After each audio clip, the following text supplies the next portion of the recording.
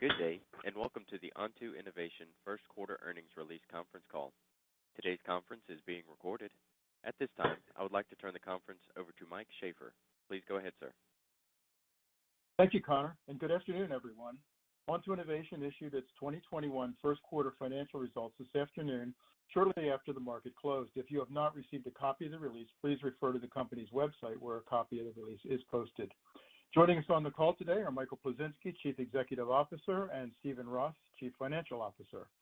As always, I need to remind you of the safe harbor regulations. Any matters today that are not historical facts, especially comments regarding the company's future plans, products, objectives, forecasts, and expected performance, consist of forward-looking statements within the meaning of the Private Securities Litigation Reform Act. These estimates, whether expressed or implied, are based on currently available information and the company's best judgment at this time. Within these is a wide range of assumptions that the company believes to be reasonable. However, it must be recognized that these statements are subject to a range of uncertainties that can cause the actual results to vary materially. Thus, the company cautions that these statements are no guarantees of future performance. Risk factors that may impact Onto Innovation's results are currently described in Onto Innovation's Form 10-K report for the year ended December 2020, as well as other quarterly filings with the SEC. Onto Innovation does not update forward-looking statements and expressly disclaims any obligations to do so. Today's discussion of our financial results will be presented on a non-GAAP financial basis unless otherwise specified. As a reminder, a detailed reconciliation between GAAP and non-GAAP results can be found in today's earnings release. I will now go ahead and hand the call over to Mike Plisinski. Mike? Good afternoon, everyone, and thank you for joining our call this afternoon.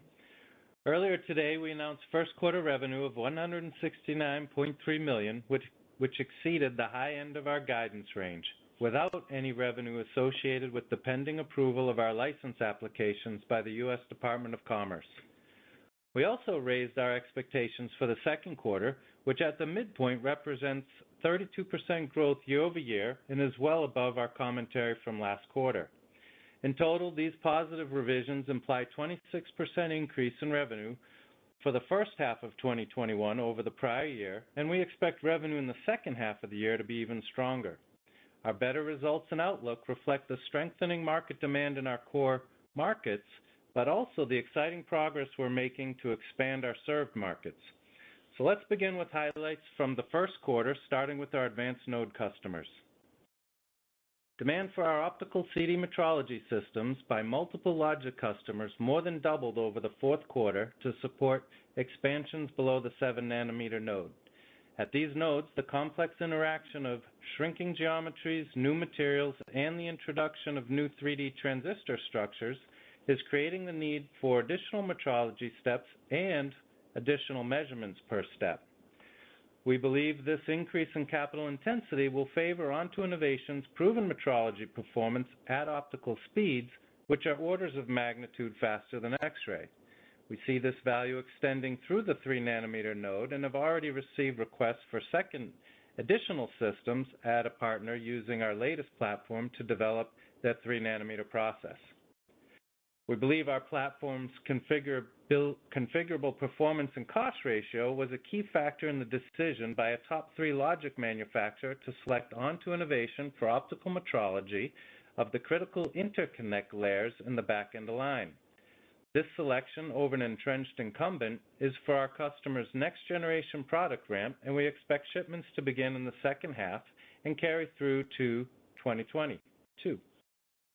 In addition to expanding our opportunities in existing markets, we are making great progress expanding our available markets, including the estimated 400 million planar films market.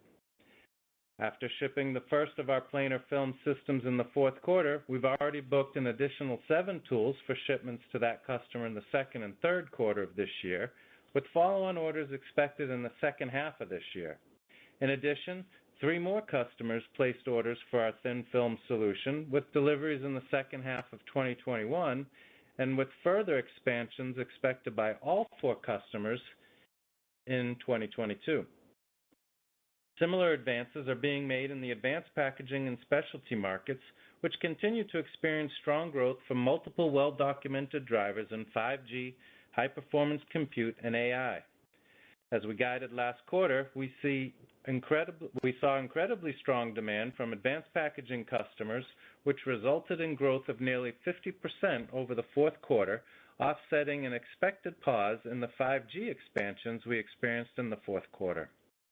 The majority of the packaging growth was to support high-performance compute and memory devices where our inspection systems integrated with our AI classification software is proving to be a critical combination for process control.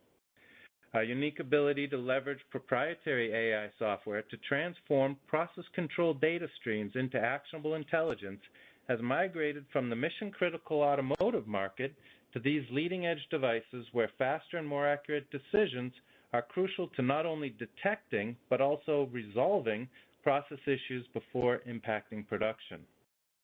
Similarly, our StepFast solution for panel lithography has demonstrated a 2x gain in productivity while simultaneously improving yield by employing sophisticated machine learning algorithms to optimize stepper performance.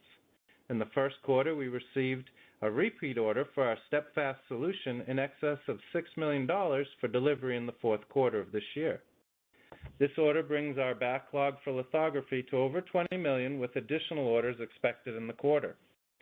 In addition to the strong demand in our currently served markets, we're encouraged by the progress we are making in 2 new specialty device markets.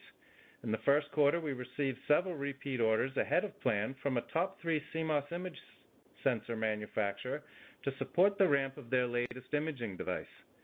We're seeing this demand because existing systems were unable to detect critical defects associated with the more advanced process. For the year, we expect orders from multiple top-tier CIS suppliers totaling in the double digits. Likewise, progress with our newly acquired overlay metrology business is also going very well. We've already integrated our proven run-to-run software into the latest overlay product, which shipped to multiple compound semiconductor customers in the first quarter. This new overlay solution will be fully released in the second half of the year and not only optimizes the lithography process, but also has the potential to improve cell productivity, a significant value proposition in an already constrained market projecting a CAGR of 25% growth through 2025.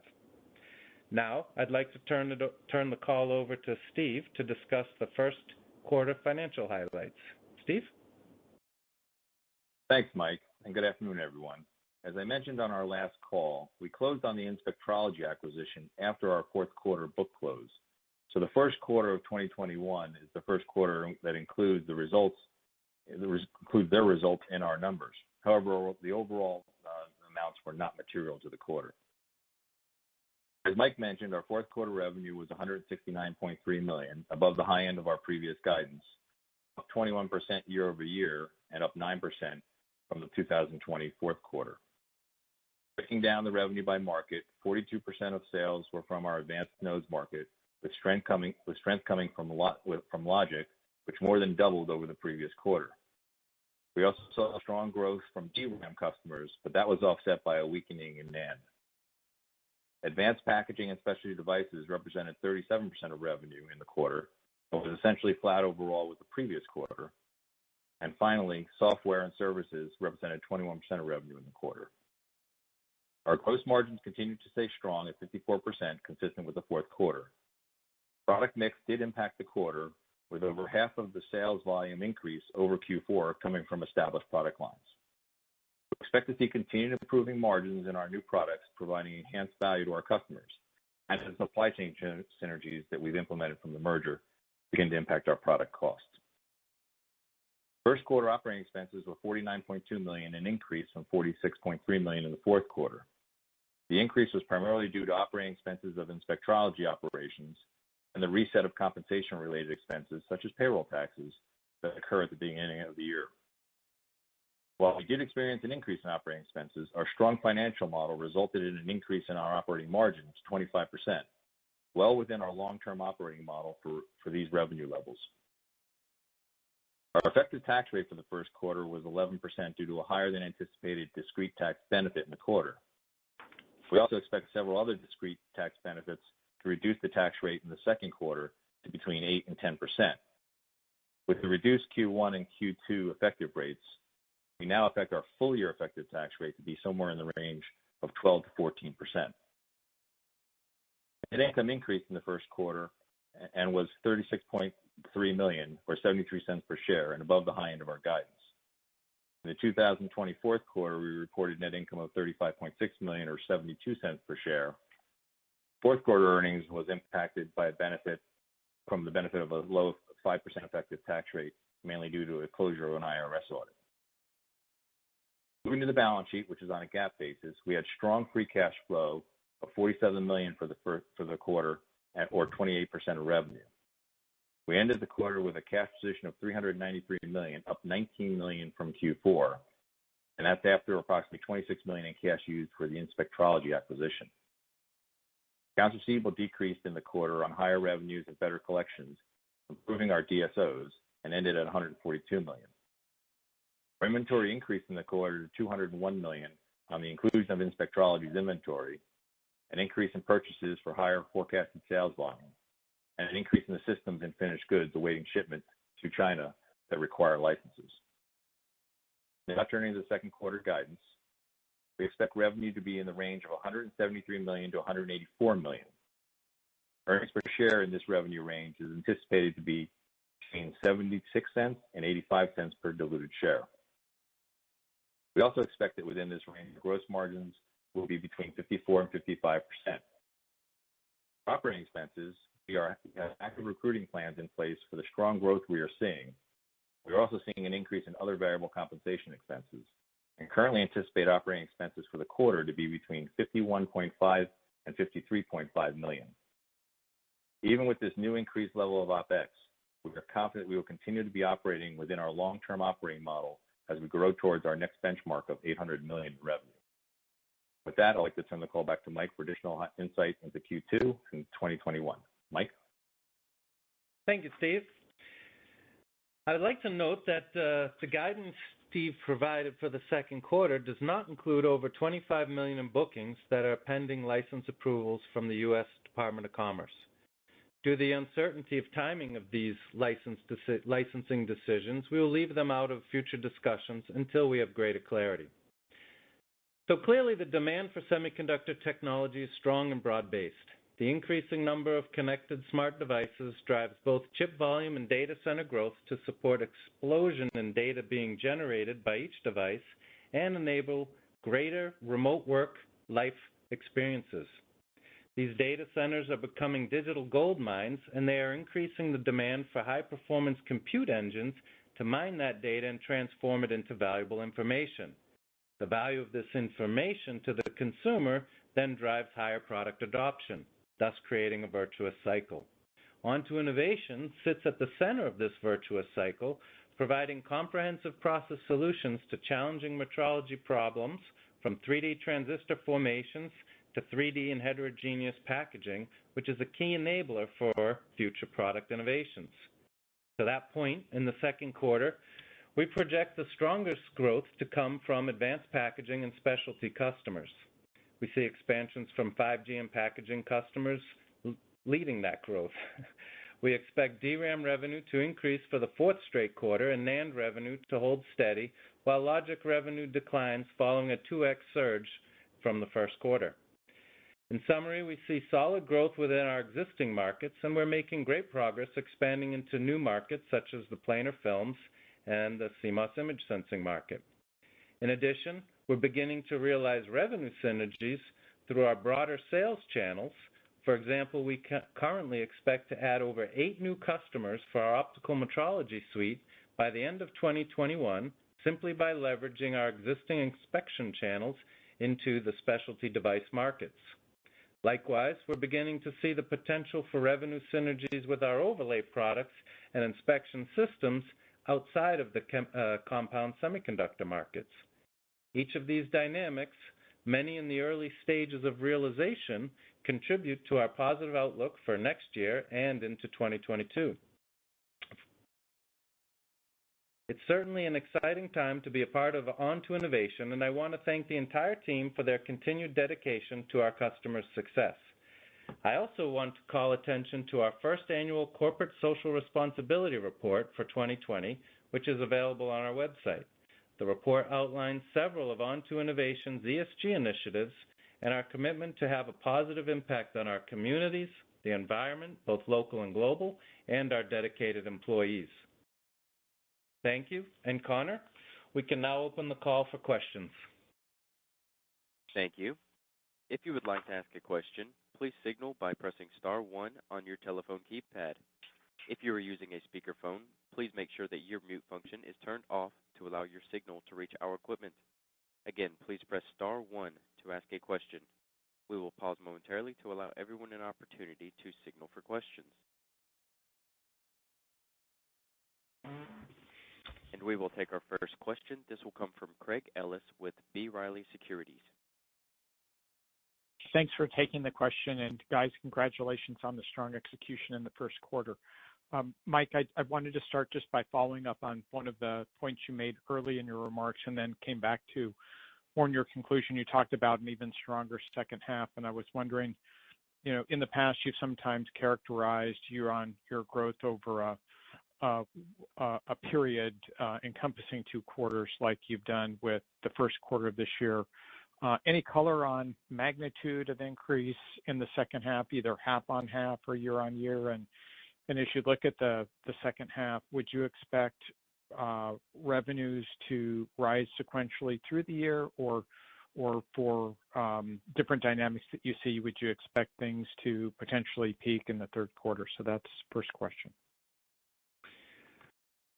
For what we see right now, we believe revenues will rise sequentially throughout the remainder of the year. So we expect Q4 to be stronger than Q3, and we expect Q3 to be stronger than Q2. So that's what we're seeing right now. Contributing to that is not just the general market dynamics, but also the expansions that we're making into some new markets for us, where we're seeing, like I mentioned earlier, in the planar films, additional adoption there. We've also mentioned the increasing backlog in lithography, which we begin shipping those systems in the second quarter, in this quarter, and start to see revenue impacting in the second half. So so that's what's giving us the confidence in our statement, which has improved since the last time we spoke, in the second half, in the strength of the second half. As far as magnitude, won't give you that, but. Yep. Okay. Had to try, and nice to see the broadening customer traction in the thin film market. Just real nice momentum there. And then, Steve, for my second question, I'll ask one to you. So I just wanted to understand some of the dynamics that are leading to what looks like potentially a 70 basis point gross margin increase quarter on quarter in the second quarter. Is that more from inter-segment mix, say more of a sequential gain in software and services versus the first quarter, of things going on inside of some of the segments, intra-segment mix? And then any color on what we should expect with gross margins as we look to the back half of the year in that strong demand environment that has good potential to grow quarter on quarter, as Mike just described? Yeah, I would say there was again, to go back to my remarks, when you analyze Q1, we did have, we had obviously a nice growth quarter, but when you look at it, I think some of it was, people expanding in lines with had existing tool sets, versus some of the newer products that we've talked about that I think would add, give some incrementally to the gross margin. So it did have a, kind of the incremental revenue was impacting with some older product lines that, have healthy margins, but maybe not as good as we're anticipating with some of the newer stuff. Going forward, for sure, I think you'll see just the growth in the product mix. We do have the lithography tools that Mike talked about that will be starting to ship in Q2 forward.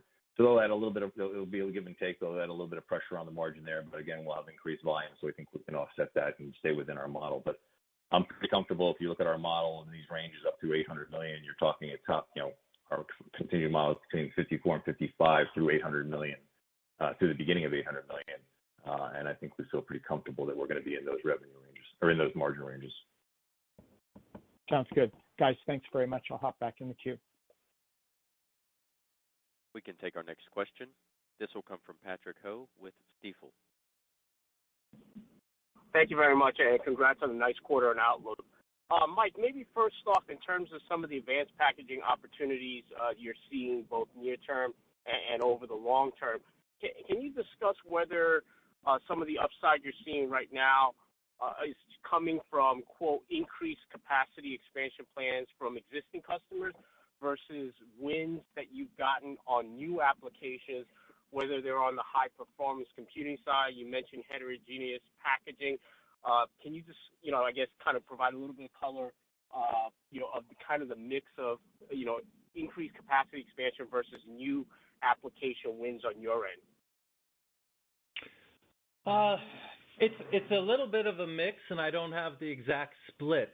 But by new, in the last, so a lot of the growth is what I would call new, but it's not wins in a quarter or two. It's wins from last year, even 18 months ago, where we were installing systems to help customers develop some of these more advanced processes, help them develop them, yield them, and then work them into product designs.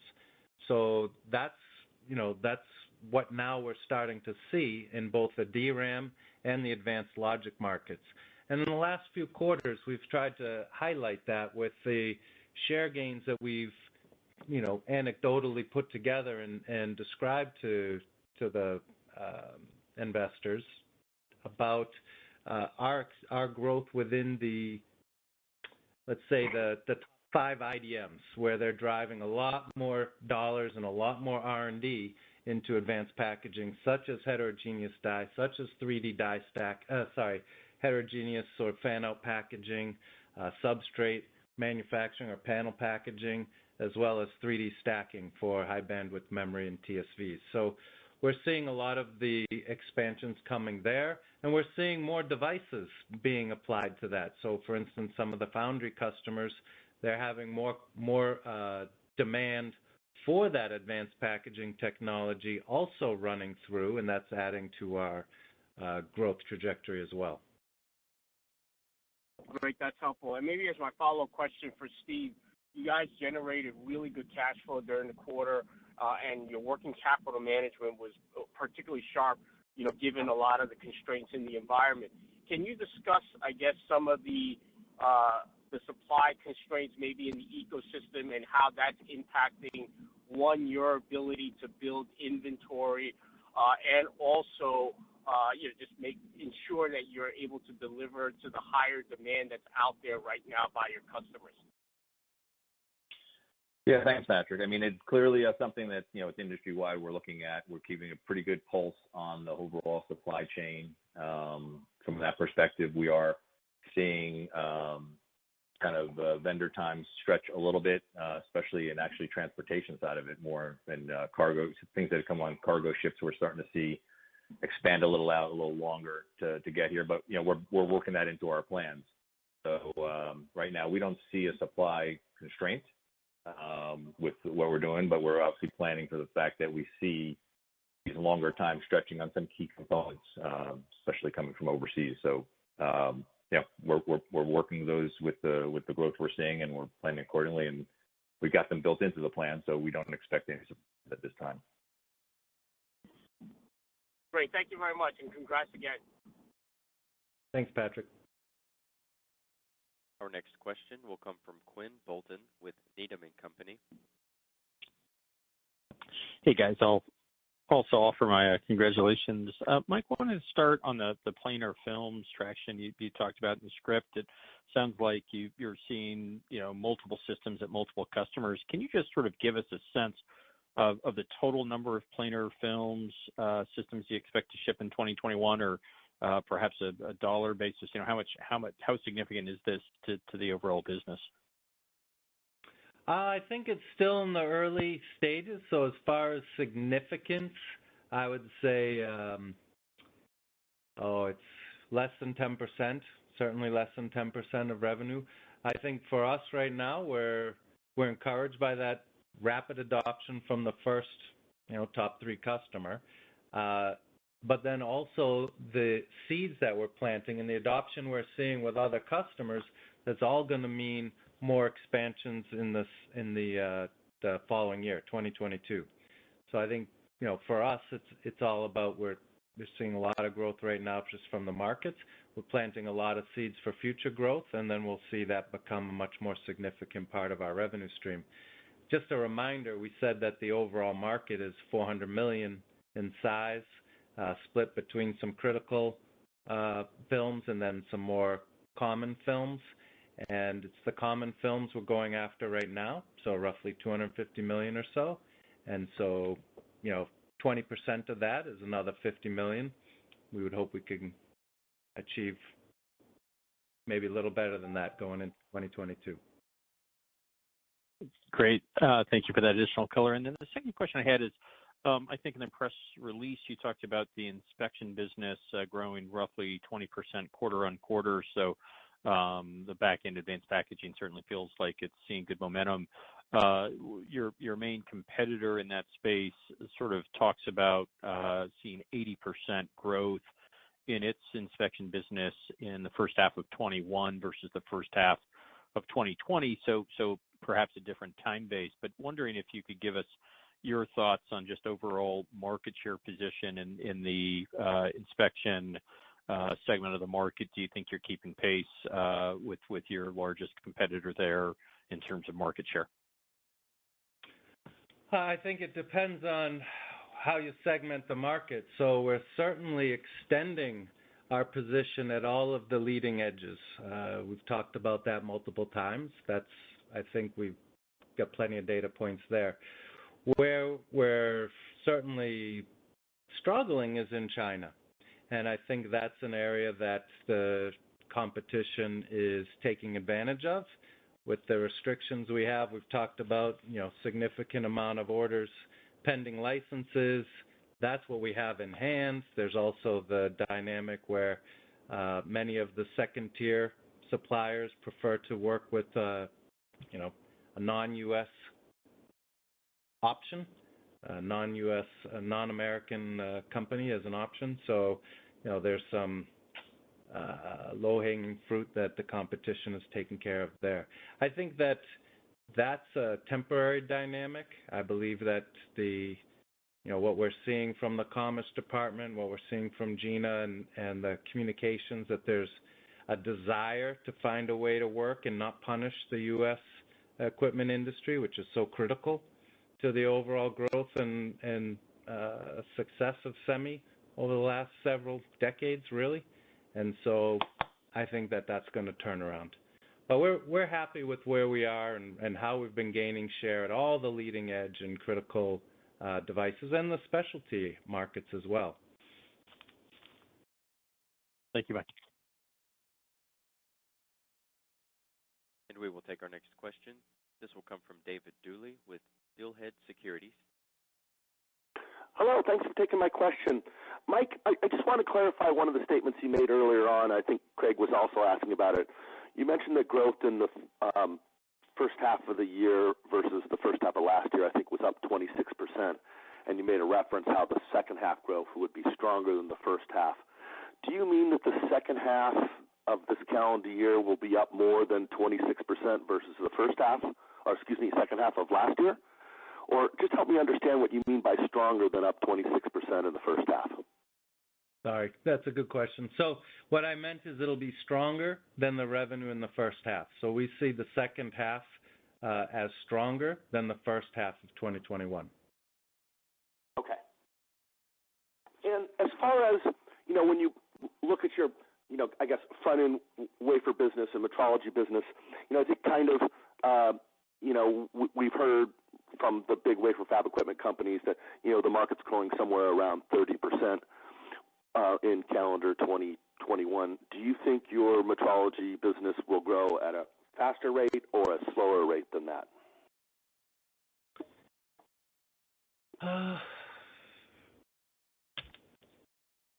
Let's see if I can see a number. I think we're growing around that rate. I think there's opportunities for us to grow faster.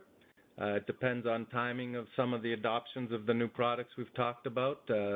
Certainly, we're seeing some activity in the 3D NAND, which could drive accelerations in Aspect, our channel hole metrology tool that we, right now we're not seeing a huge impact in this year, more for next year. That could pull in and that could change. But I think right now that's the 30% number is reasonable. Okay, excuse me. And then I think generally people have talked about unit volume growth of 12 or 14% this calendar year, and I suspect that will continue given all the big wafer fab equipment investments we're seeing. If 12 or 14% is kind of the unit volume growth, what would you expect kind of annual growth to be for your back-end business? Well, last year our back-end business grew over 20%, and we think it's going to continue at those kinds of levels. Back-end, what we're seeing for demand for our advanced, the advanced equipment is, it's pretty strong, and it's driven by a lot of different products, but also by those top IDMs that are migrating and now competing on the advances they're making in packaging. And you can hear it from nearly all of them. TSMC has talked about it, Intel's talked about it, Samsung has talked about it.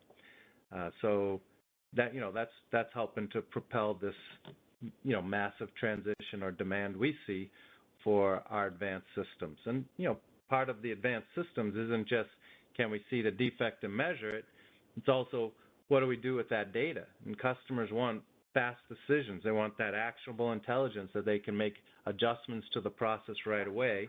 And that's what we're providing and have been providing to the automotive industry for, better part of a decade. And now that whole value proposition is resonating very well with the advances in the high end here and more traditional semiconductor. Okay, final question from me is, could you just elaborate a little bit more on your lithography business? You mentioned, I think, that you picked up another order and that your backlog's now greater than $20 million. Could you talk about the shipment of those tools and what is the reason that they're, so to speak, that everyone all of a sudden wants to take delivery of panel lithography tools? What has changed in the development processes of your big IDMs that has all of a sudden, that they're starting to order panel lithography tools? Mm-hmm. Well, one thing we talked about is there's some, and the reason we've had orders and been driving a backlog is there's customization. There's some new features and capabilities that we'll be announcing as part of these systems. So that's one thing. That's opening up the doors and capabilities into another aspect of panel where we're seeing tremendous amount of not just interest but ramping of volume production. And that production is what we talked about early this year, that we could see and count to volume moving not just in 2021 but through the next several years, 2022, 2023. So we're seeing nearly, every major all the high-performance compute engines that we're seeing are moving towards this type of technology, this panel-level packaging technology. As a follow-on to that, yep. It sounds like you kind of have a broad base of customers that are going to take systems. The largest customer in this segment is the big foundry in Taiwan, and they did mention on their conference call, obviously they've raised their CapEx like 3 times in 3 or 4 months, that they're going to spend 10% of their CapEx budget on the back end, which is roughly $3 billion. Do you see them adding a bunch of capacity and fan out that will require a bunch more litho systems this calendar year? From a panel side, I would say they're not leading. But from the fan out, what the info process and some of their other advanced packaging CoWoS, they're certainly investing heavily and gaining more customer demand for those products. Thank you. Yep. Once again, if you would like to ask a question, please press star 1 on your telephone keypad now. We can take our next question. This will come from Tom Diffely with D.A. Davidson. Yeah, good afternoon. First, Mike, a question on the $25 million of bookings that were booked but not shipped. It's going to China. Is that have those been built and they're in inventory right now, or are they, in process? Some have been built and are in inventory. That's we didn't expect such long delays. We did foresee a lot of growth and didn't want to, double up in particular quarters. So having a whole influx hit all at once. So we did build some. Now we're working with customers to, manage through the build. So, it's not the full amount, but I did mention it's over $25 million. So. Okay. But those could be reconfigured for the customers, worst case scenario? Worst case scenario, yes, and we also got payments up front because of the uncertainty. So, okay.